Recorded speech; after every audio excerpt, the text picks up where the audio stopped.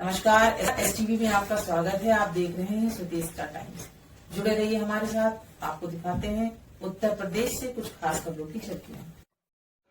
राजधानी लखनऊ में लखनऊ विकास प्राधिकरण का एक और कारनामा काफी चर्चा में है। एलडीए की बहुचर्चित बसंत कुंज योजना में प्रधानमंत्री आवास योजना के तहत बने फ्लैटों को कब्रिस्तान के ऊपर बना दिया गया है। लोगों के घरों के बाहर अभी भी कब्र और मजार मौजूद है, जिसको हटाने को लेकर स्थानीय लोग लगातार एलडीए के चक्कर लगा रहे हैं। निवासी जितेंद्र यादव ने बताया कि 2 साल पहले उन्हें यहाँ पर फ्लैट आवंटित किया गया था, लेकिन जब यहाँ पर रहने के लिए पहुंचे तो घर के सामने ही 3 मजार बनी हैं। देखिए, इसके बाद मेरा परिवार डर गया और यहाँ पर रहने से मना कर दिया। तब से लगातार एलडीए में इसे हटाने को लेकर शिकायत कर रहे हैं, लेकिन अभी तक कोई कार्रवाई नहीं हुई। खुद का मकान होने के बाद भी किराए के घर में रहना पड़ रहा है। घर में छोटे छोटे बच्चे हैं जो इसे देखकर डर जाते हैं। बसंत कुंज योजना के सेक्टर एन के पॉकेट डी में यह मजार मौजूद है। यहाँ पर लगभग 2.5 से 3,000 लोग रहते हैं और 330 स्क्वायर फीट का यह फ्लैट 4.5 से 5 लाख रुपए में खरीदा है। बच्चों ने बताया कि उन्हें यहाँ पर खेलने में भी डर लगता है। रात को इस रास्ते में से नहीं गुजरते क्योंकि कुछ लोगों के द्वारा यहाँ पर भूत होने की भी बात कही गई है। लोगों ने बताया कि अधिकारियों से शिकायत करने पर सिर्फ उनकी तरफ से मजार हटाने का आश्वासन दिया जाता है, लेकिन अभी तक कोई कार्रवाई नहीं हुई। वहीं लखनऊ से खबर आ रही है कि 69,000 शिक्षक भर्ती, एक बार फिर अभ्यर्थियों ने घेरा केशव प्रसाद मौर्य का आवास। अपनी मांगों को लेकर शिक्षक अभ्यर्थियों ने मुख्यमंत्री केशव प्रसाद मौर्य के आवास का किया घेराव, लगाए नारे।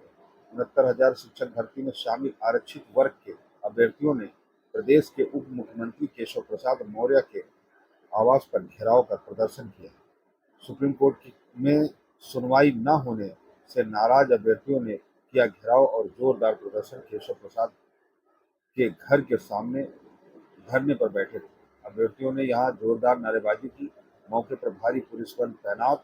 धरने पर बैठे अभ्यर्थियों केशव चाचा न्याय करो का लगा रहे नारा। मौके पर भारी पुलिस बल मौजूद। धरना दे रहे सभी 69,000 शिक्षक अभ्यर्थियों को पुलिस ने हिरासत में लेकर भेजा धरना स्थल इको गार्डन। लखनऊ थाना वजीरगंज से खबर आ रही है कि थाना वजीरगंज क्षेत्र में दबंग ने पीड़ित अकील को जमकर पीटा। दबंग के हौसले बुलंद, सरे राह पीड़ित की कर दी जोरदार पिटाई। मामूली कानसूनी को लेकर दबंग ने अकील को पीटा। नाक से निकल रहा है खून। पीड़ित का आरोप है घर की महिलाओं को भी दबंग हसन अंसारी दे रहा गालियां। पूरा मामला थाना वजीरगंज के गुलाब सिनेमा के पीछे गली का बताया जा रहा है। थाना गाजीपुर क्षेत्र अंतर्गत हुए घर में मां बेटे का शव मिलने के संबंध में अपर पुलिस उपायुक्त पूर्वी ने दी जानकारी। लखनऊ समाजवादी पार्टी के राष्ट्रीय अध्यक्ष अखिलेश यादव की प्रेस कॉन्फ्रेंस। अखिलेश यादव ने चुनाव आयोग पर गंभीर आरोप लगाए। इलेक्शन कमीशन अपनी जिम्मेदारी निभाने के बजाय ईवीएम के पीछे छुप रहा है। चुनाव में खेल खेलने, वोट चोरी कराने और धांधली करने का आरोप लगाया अखिलेश यादव ने। आयोग ने स्वच्छता दिखाने में पूरी तरह नाकाम रहा और प्रशासनिक अधिकारियों के सहारे सत्ता पक्ष को फायदा पहुंचा रहा है, अखिलेश यादव ने कहा। अखिलेश यादव ने कहा कि चेतावनी दी कि अगर चुनाव प्रक्रिया में पारदर्शिता नहीं लाई गई तो लोकतंत्र पर गहरा संकट खड़ा हो जाएगा। अखिलेश यादव ने कहा कि पूजा पाल के आरोपों पर प्रतिक्रिया देते हुए कहा, यह समझ से परे है कि कोई मुख्यमंत्री से मिलकर आए और उसे खतरा विपक्ष के नेता से बताया गया। उन्होंने सवाल उठाया कि आखिर पूजा पाल को वास्तव में किससे जान का खतरा है। इसकी सच्चाई सामने आनी चाहिए। इस मामले की जांच मौजूदा राज्य सरकार से नहीं बल्कि केंद्र सरकार से कराई जानी चाहिए। अखिलेश ने कहा कि केंद्रीय गृह मंत्रालय से अपील की पूरे प्रकरण की निष्पक्ष जांच की जाए ताकि सच सामने आ सके। अखिलेश यादव ने कहा कि देश भर में देश के पूर्व उपराष्ट्रपति राष्ट्रपति ओपी धनखड़ को लेकर सवाल खड़े किए गए। अचानक इस्तीफा देने के बाद से ओपी धनखड़ कहाँ है या किसी को पता नहीं है। देश के इतने बड़े संवैधानिक पद पर रहे व्यक्ति का अचानक गायब हो जाना गंभीर सवाल खड़ा करता है। अखिलेश यादव ने मांग की कि सरकार और भाजपा को यह स्पष्ट करना चाहिए कि ओपी धनखड़ के इस्तीफे के पीछे असली वजह क्या है और वे इस समय कहां हैं। केंद्रीय कर्मचारी पेंशनर सेमिनार संपन्न, राष्ट्रीय महासचिव हुए सम्मिलित।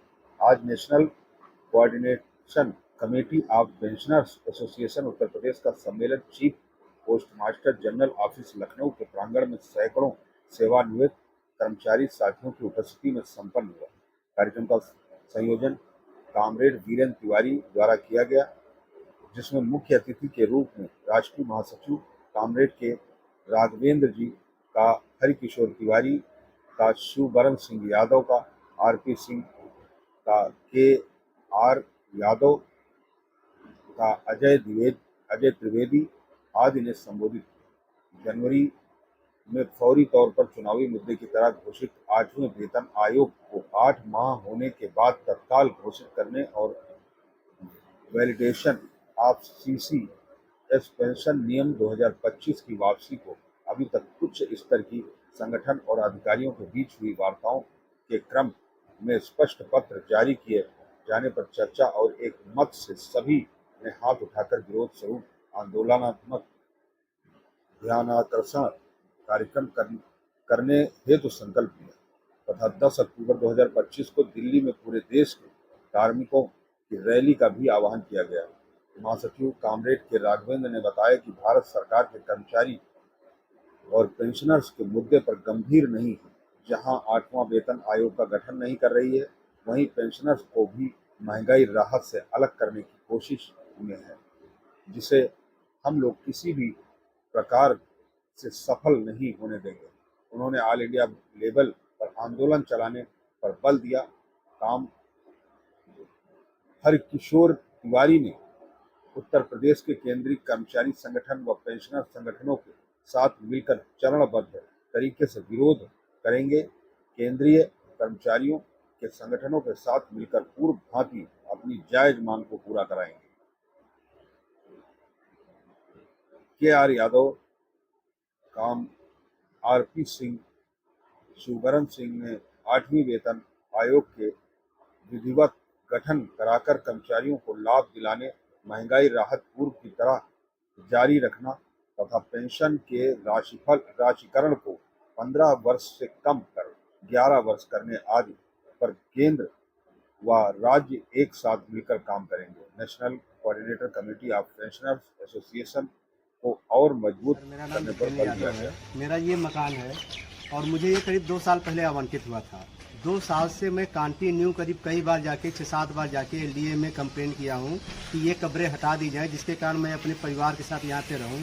मैं सर एक बार रहने भी आया था, छोटे मेरे बच्चे हैं, बीबी है, वो लोग डर गए और यहाँ पे रहने के लिए एग्री नहीं हुए। यहाँ पे ये भी सर अफवाह है कि यहाँ पे भूत प्रेत है, तो और डर गए। अब सर ये बताइए, हमने 5 लाख रुपए देके हमने ये यहाँ पे प्रधानमंत्री आवास लिया है और इसके बावजूद मुझे रेंट पे रहना पड़ रहा है।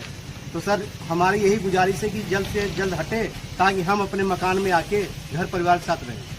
मेरा नाम वेदांत शुक्ला है और मैं इसी ब्लॉक में रहता हूँ 27 नंबर में। और यहाँ पे ये स्थिति है कि जब हम लोग निकलते हैं बाहर, रात में कभी निकलते हैं तो हमको नेगेटिविटी फील होती है और सब लोग कोई खेल नहीं पाता है। जितने भी यहाँ के बच्चे हैं अपने घर निकल ही नहीं पाते डर के मारे, ये चीज़ है। और यही हमारी लोगों की निवेदन है कि यहाँ से हटा दी जाए बस।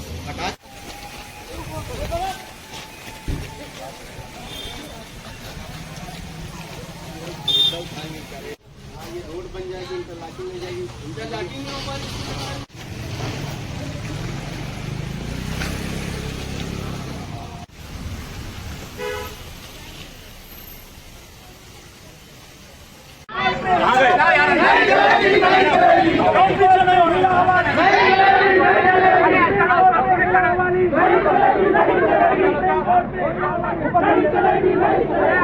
अरे भाई ये तो पीछे का मतलब है।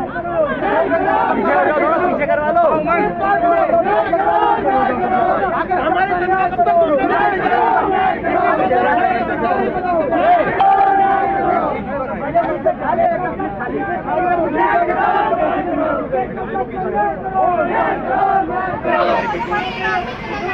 दिनांक 23 अगस्त 2025 को थाना गाजीपुर पर शाम 6 बजे करीब सूचना प्राप्त हुई। थाना गाजीपुर अंतर्गत रविंद्र पल्ली जी के निवासी असीम चक्रवर्ती और उनकी 90 वर्षीय मां की डेड बॉडी उनके घर में पकड़ी हुई है। घटना पर तत्काल सूचना पर तत्काल थाना गाजीपुर और वरिष्ठ अधिकारियों द्वारा भ्रमण किया गया, तो उससे ये तथ्य प्रकाश में आया कि असीम चक्रवर्ती शराब के अत्यधिक सेवन के आदी थे और उनकी मां अत्यधिक पीड़ित थी। घर में और कोई रहता नहीं था और संभवतः नेचुरल कारणों से ही इनकी डेथ हुई है। और फिर भी फॉरेंसिक टीम द्वारा भ्रमण किया गया और डेड बॉडी का पंचायतनामा पोस्टमार्टम की कार्रवाई की जा रही। जैसे तथ्य प्रकाश में आएंगे उन अनुसार अधिक कार्रवाई सुनिश्चित की। We the pensioners are 17 crores. We are 17 crores. And central and state government and police pensioners alone more than a crore. With our family members, we are 3 crore, 5 crore. If the 17 crore people, all the senior citizens, if they decide that the government cannot be there and Modi cannot be there, Modi can be sent his house, send his home, and that is the power of the pensioners. We are wielding such great powers, so common, but our power is not known to us like Hanuman. So our power is to be told to us that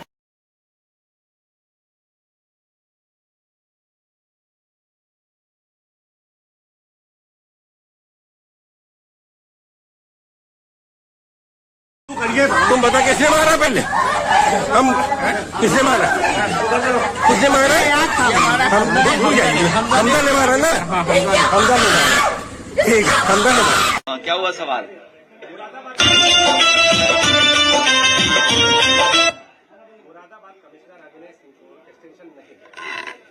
इसके लिए हम क्या कर सकते हैं? ताली बजाओ, extension नहीं मिला।